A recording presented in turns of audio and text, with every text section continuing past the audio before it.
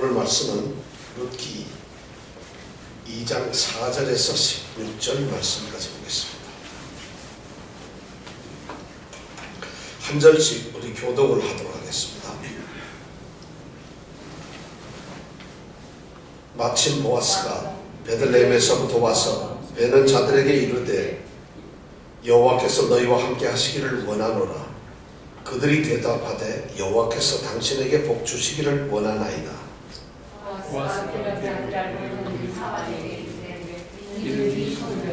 베는 자를 거느린 사환이 대답하여 가로되 이는 나오미와 함께 모압 지방에서 돌아온 모압 소녀인데 그의 말이 나오미를 따라 단사에서 죽게 하는 소녀였고 아침 보아스는 당시 집에서 쉰 후에 지금까지 살고 중이니이다. 보아스가 룻에게 이르되 내 딸아 들으라. 이삭을 주우러 다른 밭으로 가지 말며 여기서 떠나지 말고 나의 소녀들과 함께 있으라. 그들의 배를 들고 그들을 따르라. 내가 그 소녀들에게 명하여 너를 건드리지 말라 하였느니라.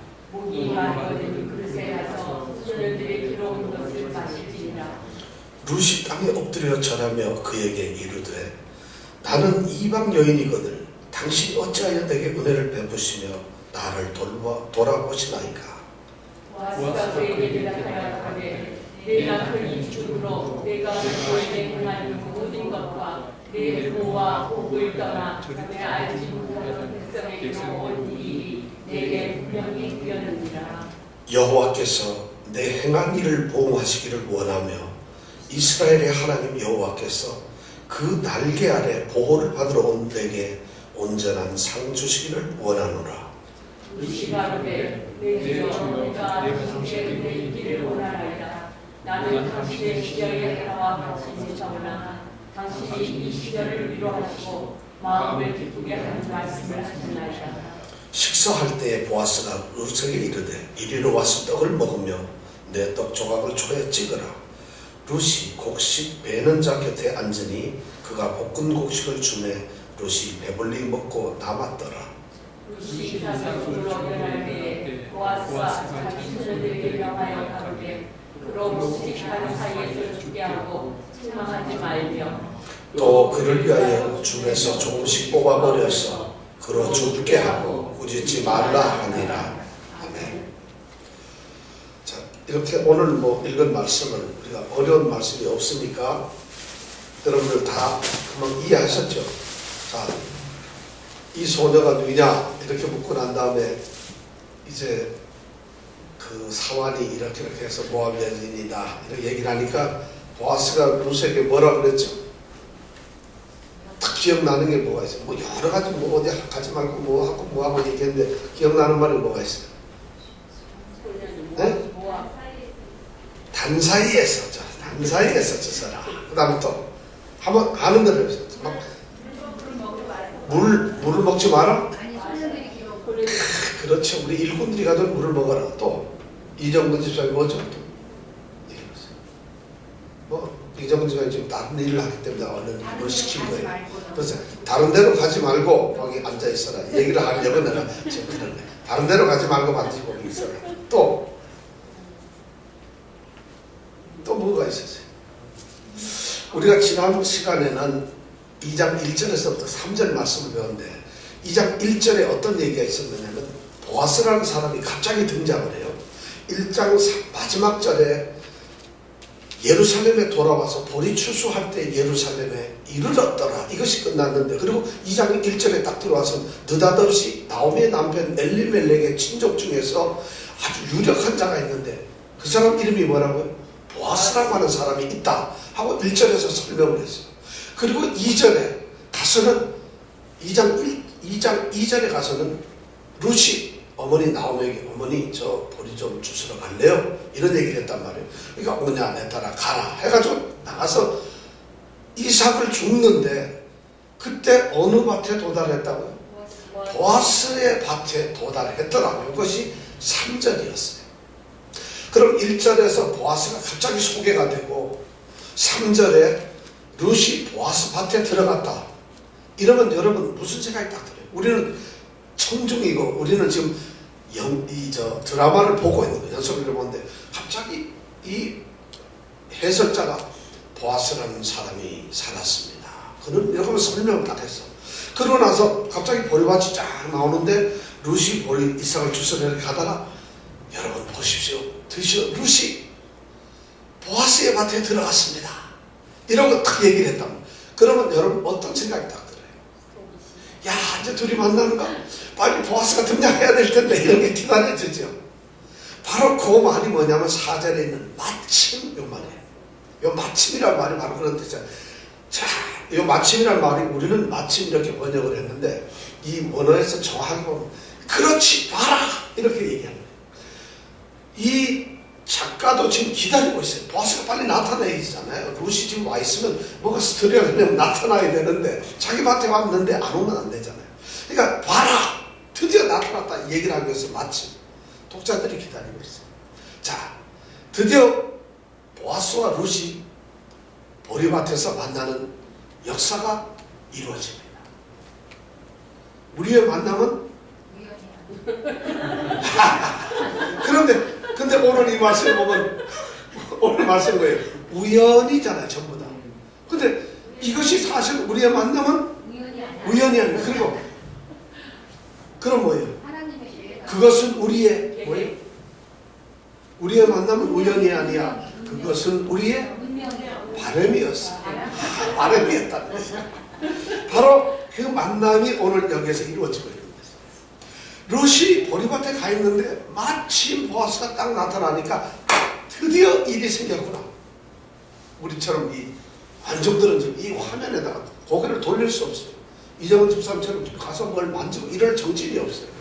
왜냐하면 이걸 지금 상황이 이게 나한테 심각하게 안 받아들여지니까 남들은 고마이 이러는 건데 여기에 빠지게 되면 이런 장면을 예를 들어서 재밌는 연속극 국제시장 보다가 안돼 한국 못 팔잖아요. 바로 그거거든요. 지금 그 장면이야. 딱 나오는데 아 저쪽에서 자자잔 하고 누가 등장하냐? 보아스가 등장하는 거예요. 지금 보리밭이 이렇게 있고 가는 것이 보이는데 저 끝에서 룻이 보이는 듯 만 듯한데 지금 보아스가 딱 등장을 하는 거예요.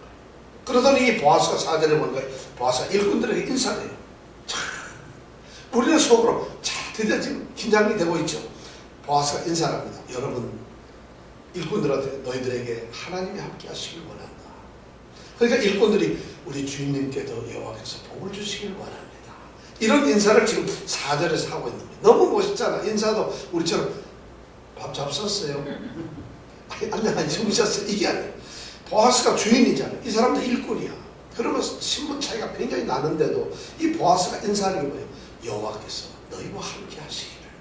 이러면서 인사하니까 이 주인들이 여호와께서 당신에게 복을 주시길 원하나이다. 우리도 앞으로 인사를 좀 바꾸자.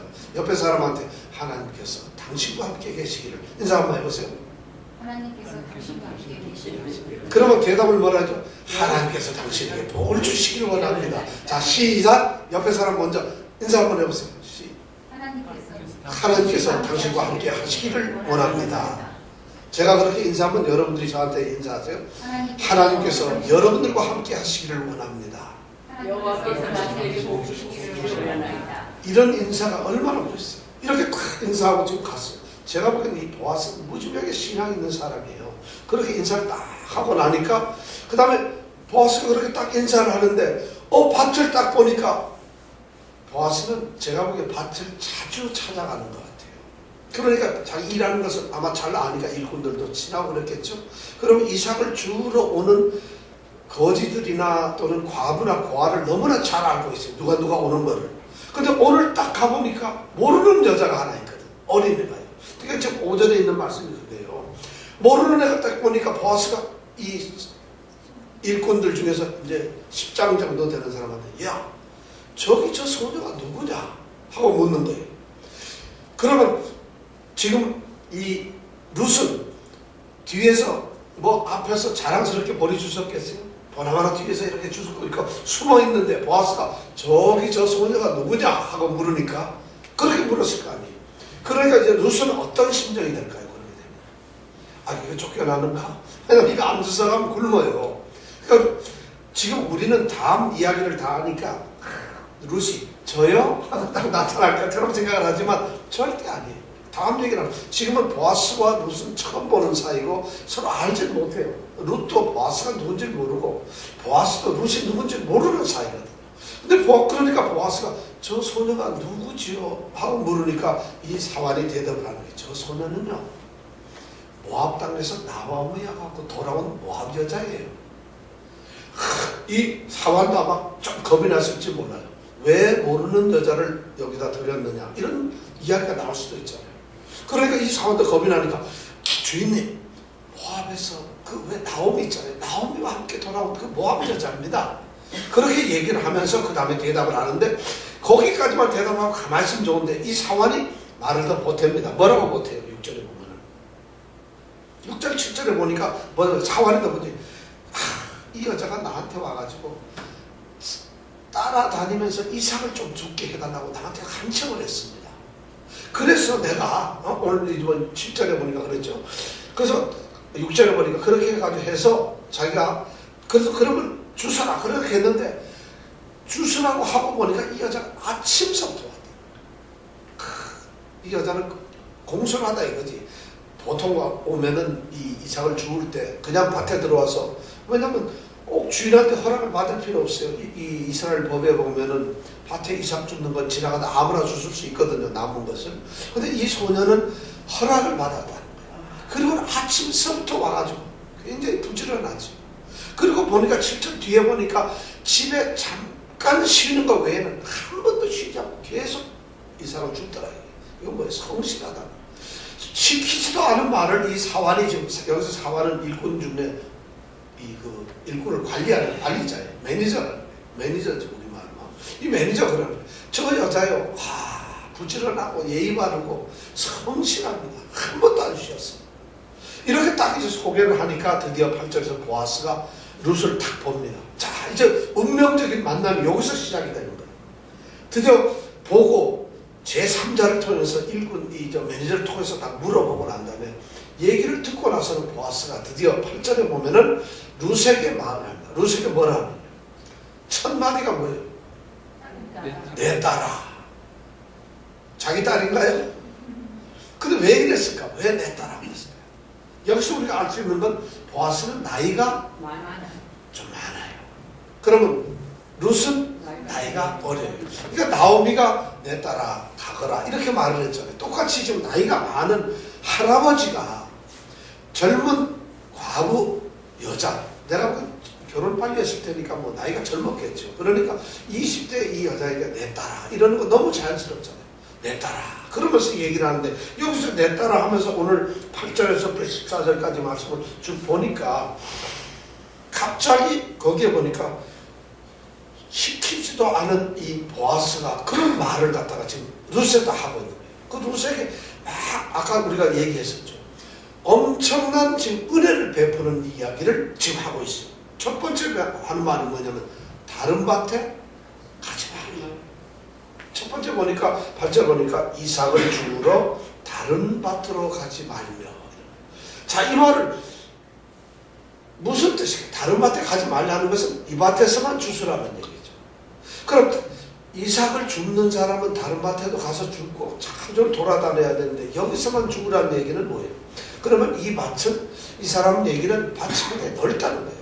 그러니까 하나가 밭이 조그만하면 여기서만 주소라 그러면 장사가 안 되는 거죠. 좀 많이 주시면 밭이 넓어야 되는데 그러니까 이 보아스는 아마 굉장히 땅이 넓었던 것 같아요. 그러니까 내 밭에서만 주어도 충분하다. 그리고 또 은근히 이런 얘기죠. 딴 데 안 가고 여기서만 줍는다면은 내가 충분하게 네가 죽을 수 있도록 해주마. 이런 이야기를 하기 위해서 지금 다른 밭으로 가지 말며 그 다음에 뭐라 하죠? 여기서 떠나지 말라. 여기서 계속 주라고 얘기를 해요. 그 다음에 두 번째 혜택이 뭐냐면 뭐라고 그랬죠? 나의 소녀들과 함께 있어라. 이 말은 소녀가 누구예요? 누가 소녀들이 있는가요 거기에? 이 이스라엘에서 수술을 하는 때 보면 이런 게 있어요. 남자들이 앞에 가서 낫으로 이걸 잘라요.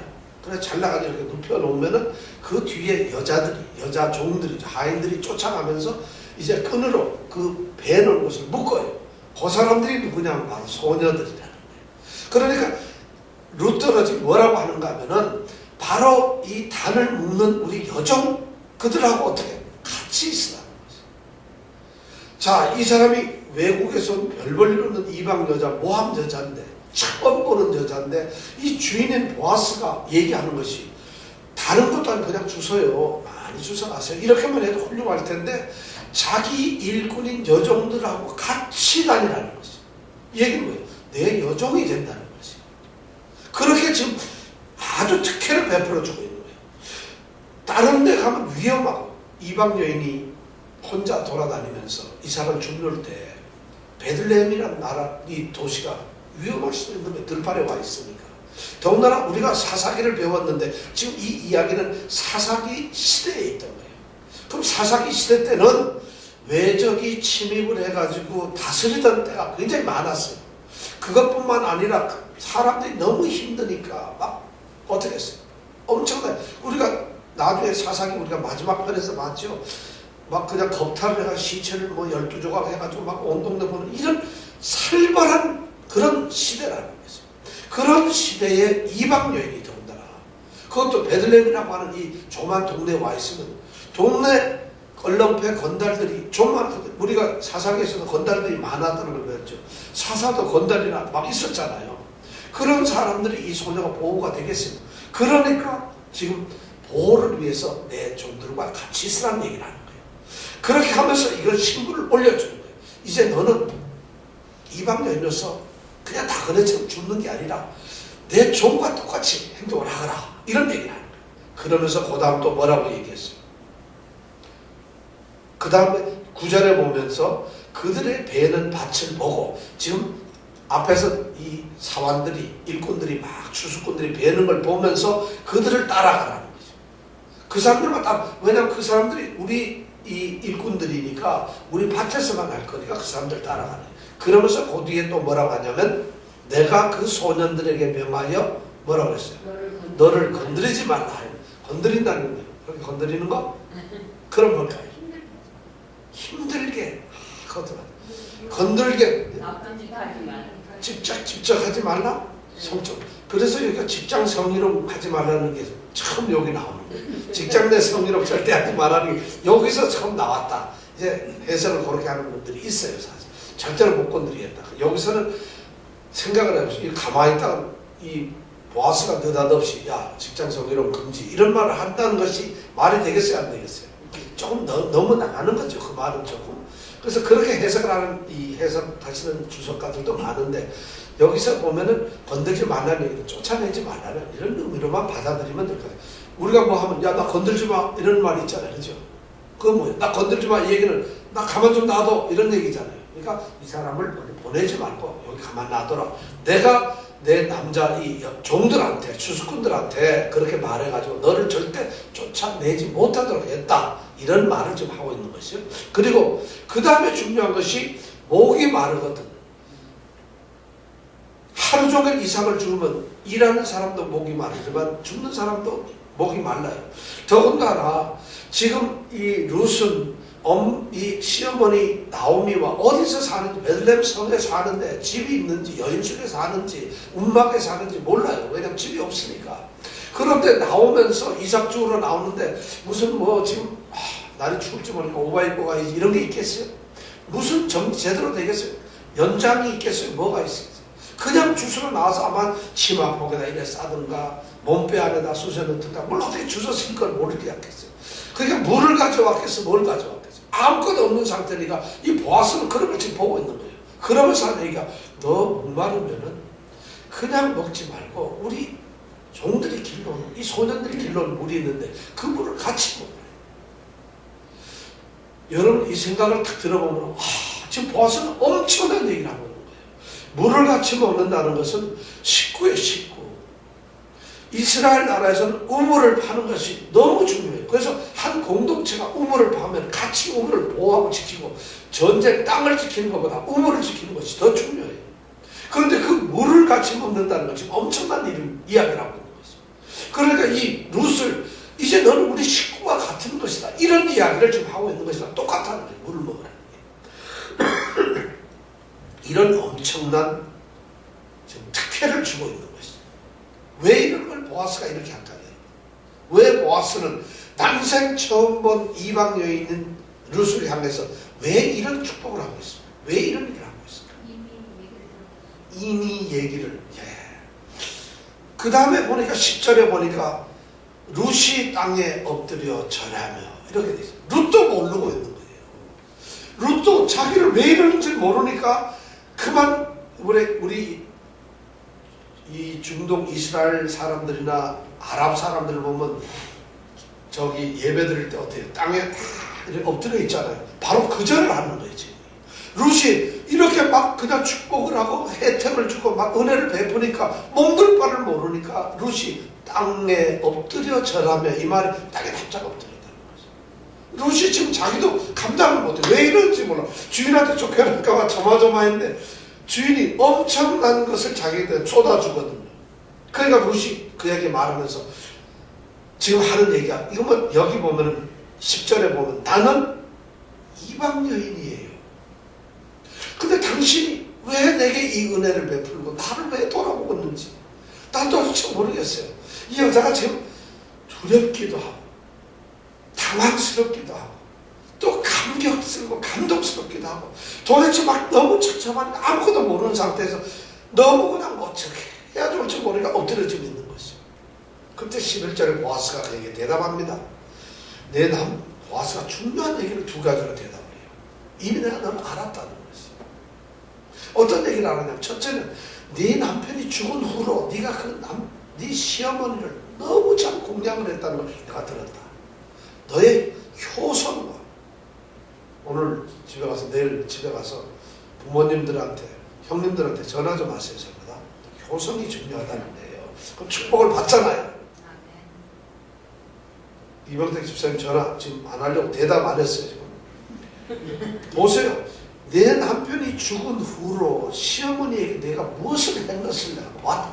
그것과 또 하나는 내 고국과 내 부모를 떠나서 네가 낯선 땅, 이 전혀 모르는 낯선 이런 땅에 온 것, 이게 뭐 신앙 고백이잖아요. 너의 모든 신앙을 다 버려버리고 하나님의 택하신 하나님의 백성 속으로 네가 들어와서 신앙을 선택한 것. 그러니까 너의 효성과 신앙을 내가 들었다는 거지. 이 얘기는 뭐냐면 이미 베들레헴 성이 좁은데 나오미와 룻이 처음에 들어왔을 때 이가 나오미 아니냐고 온 동네가 시끄러웠잖아요. 그러니까 베들레헴에서는 이미 유명인사가 됐어요. 뭘로 유명인사? 거지로 유명인사가 돼 있다는 거예요. 거지로 유명인사가 돼. 절대 무슨 뭐 대담. 그러니까 이 보아스라는 사람도 이미 그걸 알아본 것이에요. 자, 보아스가 그럼 알아봤다 하기로서니 굳이 그 여인을 룻을 이렇게 대접을 할 이유가 뭐 있었을까요? 왜 보아스는 왜 이랬을까요? 생각해보세요. 보아스가 그 소문을 들었다고, 아 그렇구나. 대답은 하나밖에 없어요. 보아스는 착한 사람이다 이거밖에 없잖아요. 절대 이정은 집사님 같으면 이러지 못해요. 착한 사람이니까 이거는 속도 없이 자기의 모든 걸 다 쏟아놓는 거예요. 어떻게 이방 여인이면 아무도 모르는 그 여인을 이렇게 할 수 있어요. 근데 또 어떤 이 성경 연구가 주석가들은 이때 벌써 보아스는 눈이 확 꽂혀가지고 마음이 찡해가지고 내 섹시가 될 사람 이렇게 생각을 했다는 것입니다. 결혼을. 그래서 이미 이렇게 혜택을 했다. 말도 안 되는 얘기를 하고 있는 거죠. 지금 나이가 지금 보아스가 한 60은 넘었을 것 같아요. 그런데 지금 20살짜리 정도나 됐으려가 이 여자를 무슨 마음에 들어가지고 결혼을 하려고 이런 혜택을 줬다. 이러면 왜냐하면 뒤 해답을 알다 보니까 혹시 그런 거 아닐까 하는 이런 해답을 하는 건 현실적으로는 전혀 불가능한 것이에요. 그런데 보아스는 그런 혜택을 줍니다. 그렇게 하니까 보아스가 그렇게 하면서 막 축복을 합니다. 그러면서 다시 보아스가 그렇게 이제 축복을 하고 난 다음에 우리 12절에 보니까 하나님께서도 그걸 봤다는 것이에요. 그래서 네가 한 일을 하나님이 보고서 반드시 보응을 할 것이다. 이 말은 네가 한 일이 뭐예요? 남편이 죽고 나서 시어머니를 따라서 시어머니를 섬기는 그것이 바로 네가 한 일인데 그런 효성의 일을 했을 때 반드시 하나님께서 그것을 보응을 하시기를 원한다. 그러니까 효도라는 것은 반드시 필요하다는 거예요. 그 다음에 보면 이스라엘의 하나님께서 여호와께서 그 날개 아래 보호를 받으러 온 내게 내 조국과 내 땅에서 내 부모를 떠나서 베들레헴으로 왔다는 얘기는 뭐냐면 하나님의 날개 아래 저를 보호해 주세요 하고 하나님을 찾아온 믿음의 신앙을 고백한 너에게는 반드시 거기에 대한 상급이 있을 것이다. 신앙에 대한 상급이 있을 것이고 너의 행실인 효도에 대한 효행에 대한 상급이 봉이 반드시 있을 거라는 것을 오늘 말씀합니다. 그러니까 루스 얘기는 너무 막 루스 지금 몸들만 볼 자기 난생 처음에 이런 얘기 처음 들어보잖아요. 저 할아버지는 도대체 어떤 분인데 저렇게 자비로울까? 지금도 머리가 복잡해요. 그런데 그렇게 축복을 하고 은혜를 베풀고 이러니까 이렇게 은혜를 받으니까 13절에 보면 뭐 루시가 롯데 내 주여 내가 당신께 은혜 입기를 원합니다. 나는 당신의 시녀 하나 그것도 내가 안 되는 나한테 이렇게 위로를 하십니다. 어쩔 줄 모르겠어요. 이러면서 자기의 고백을 하는 거죠. 자 이렇게 해가지고 둘의 만남은 어느 정도 되어가는 거죠. 근데 저는 이제 저 혼자 생각인데 왜 보아스가 이랬을까? 왜 뭐 때문에 보아스는 나이도 많은데 그 이방 여인 모함 여인이고 모함 여인은 천대를 받았어요. 멸시를 받는 여인이에요. 그런 보잘것없는 그런 여자를 그 애를 갖다가 거지 아니에요. 과부고 얻으러 동냥하러 온 거 아니에요. 그 여자는 왜 이랬을까? 저는 이 보아스라는 사람의 신분을 봐요. 보아스는 누구의 아들이죠? 살몬이라고 하는 사람, 살몬이라고 하는 사람의 아들이에요. 마태복음 여러분 1장 5절 한번 찾아보세요. 마태복음 1장 5절 찾아보세요. 이정은 집사님 크게 읽어보세요. 마태복음 1장 5절. 아니, 못 찾으셨어요?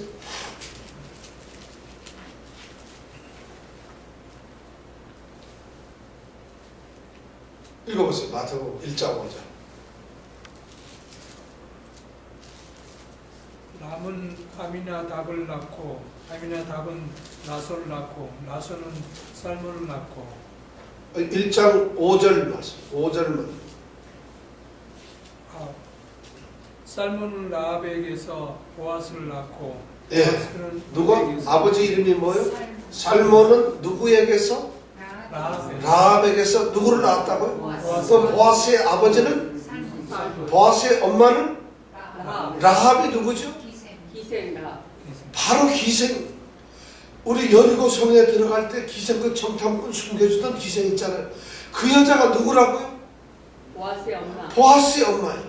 그러면 기생 라합은 유대 지파인 살몬 사람하고 결혼을 했다는 것이잖아요. 왜냐하면 베들레헴 땅은 유대 지파 사람들은 유다 지파만 사는 거니까. 그런데 그러면 유다 지파에 있는 이 이스라엘 사람 중에서 가나안이나 이방 외국 여자가 몇 명 있었을 거예요? 아마 라합 하나였을 거예요. 라합이 자기 엄마는 이스라엘 백성들 사이에서 유다 지파 사이에서 가나안 여자로서 지금 살아가고 있는 여자예요. 가나안 여자가 이스라엘 유다 지파의 부인이 되어가지고 그것도 살만이 제가 보기엔 보아스가 이렇게 부자이면은 살만도 굉장한 부자라니 부잣집에 뭐가 됐어요? 만화님이 돼가지고 딱 앉아있는 거예요. 그러니까 라합이 지금 그 여리고 성에서 정탐꾼을 갖다가 숨겨주고 거기서 막 쫓아가지고 이랬던 이 여자가 지금 자기 어머니래요. 그러니까 이 보아스는 이미 외국 사람, 이방 여인에 대한 그 고통이 뭔가를 자기 어머니를 통해서 혹시 알았을지 몰라요.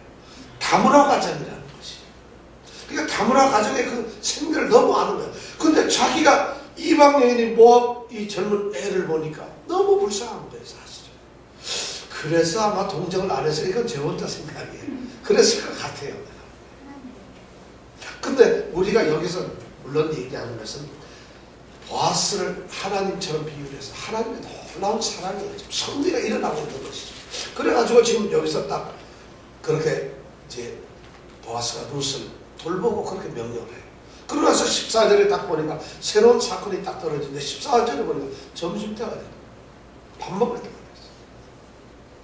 밥을 먹을 때가 됐는데 보아스가 갑자기 이러하더니 내가 보기엔 주인이 일꾼들하고 거기서 밥을 먹는다는 거. 요즘에는 뭐 좀 사장님이 직원들하고 같이 밥도 먹고 하는 거 오케이 되지만 지금부터 3,000년 이상 그 옛날에 대이 지주가 자기 종하고 같이 들판에 밭에 앉아서 밥을 먹는다? 이거 불가능한 건데 보아스는 지금 그런 성품을 가진 사람이에요. 주인이 사장님이 지금 이 종업원들하고 같이 지금 식사를 하고 있는 거예요. 그런데 들어온 그 여인을 보고 부르는 거예요. 루스 이리 와서 같이 밥을 먹자. 자, 룬만 이삭을 주스러 왔을까요? 아니죠. 다른 사람 주는 사람이 있겠죠. 근데 룬만 특별히 들어와서 같이 밥을 먹자는 거예요. 식탁의 초대, 점심 식사를 초대를 하는 것이에요. 우리는 그냥 밥 먹으라고 빈말을 같이 이건 굉장한 초대예요. 오바마 대통령이 뉴욕에 왔다가 가만히 있다가 그 플러싱에 있는 저 이정문이라는 사람 좀 와서 같이 밥 먹읍시다. 이런 거랑 똑같아요. 그럼 이정 집사님, 누구 이정문이가 몇 명 있는가 우리 플러싱에 이럴 거 아니겠어요? 설마 자기라고 생각하겠어요?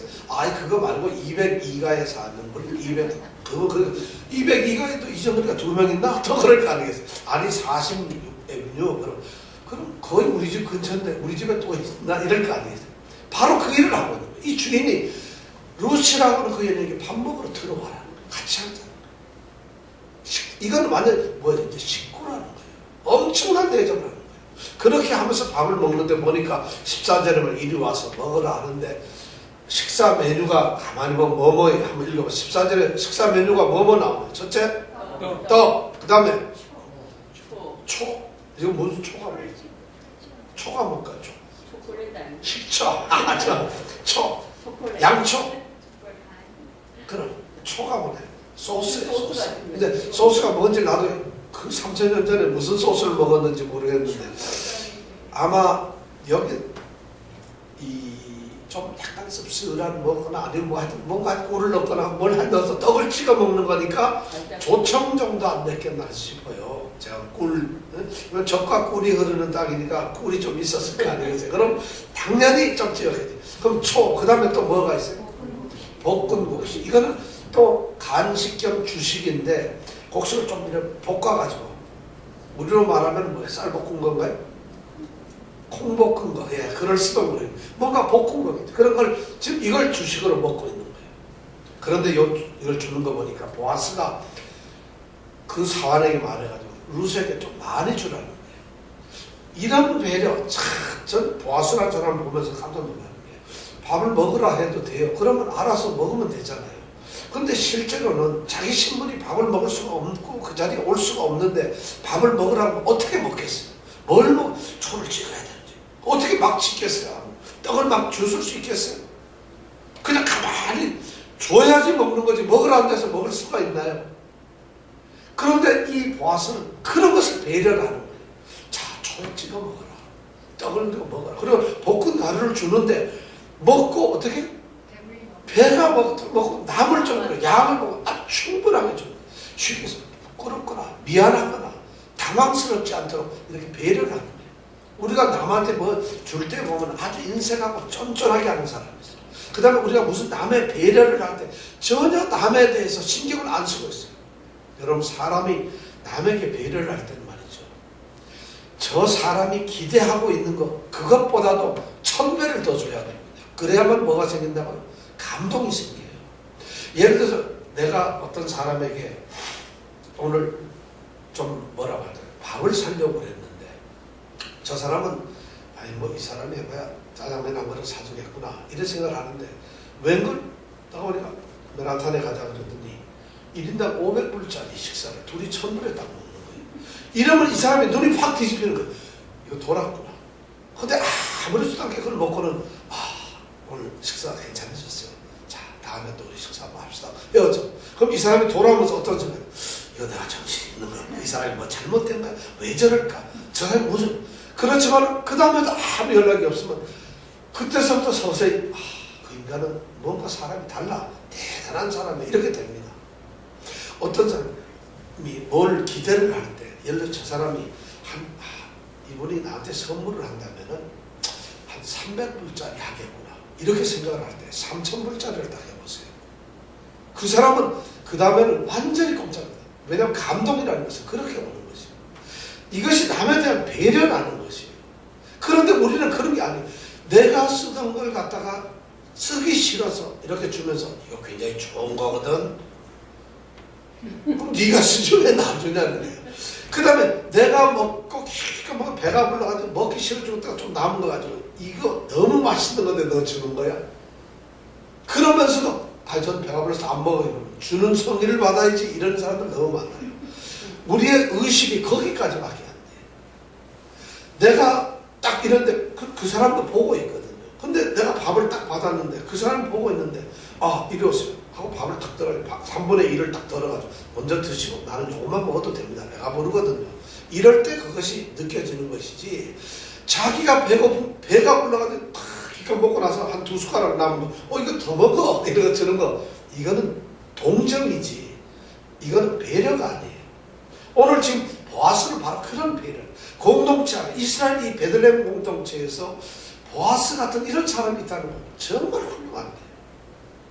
이러니까 보아스가 정말 내가 보기에는 이 다윗의 왕가에 들어가고 예수님 족보에 들어갈 만한 사람이에요. 우리 교회 공동체 이랬으면 좋겠어요.